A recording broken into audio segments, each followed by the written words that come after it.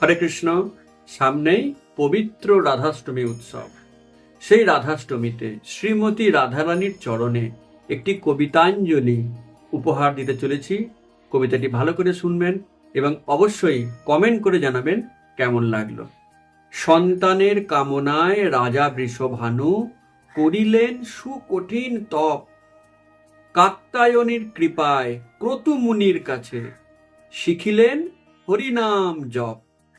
যমুনার তীরে ভক্তের সাধনে তুষ্ট হলেন জগন্মাতা, বৃষভানু তাই লোভিলেন বর, হয়ে গেলেন কন্যার পিতা।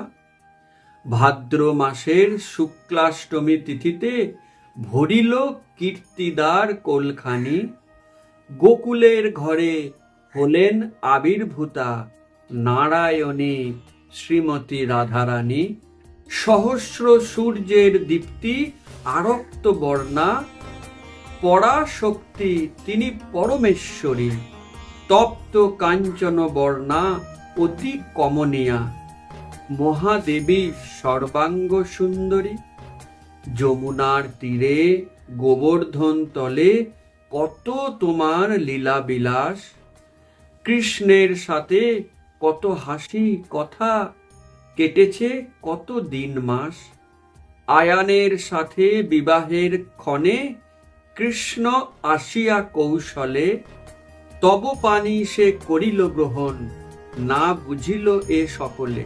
পূর্ণিমার আলোয় ভাসিলে গোকুল, রাস লীলার করিলে প্রকাশ।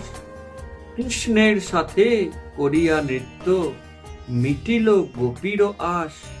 তোমারও লীলার বর্ণনা করা, ব্রহ্মারও তা অসাধ্য। সকল দেবীর উৎস তুমি, আমার পরমারাধ্য। কৃষ্ণ প্রেমের ভাণ্ডারী যে তুমি, দয়াময়ী করো গো দয়া। একটু প্রেম দাও তা হতে, দূরে যেন থাকে মায়া।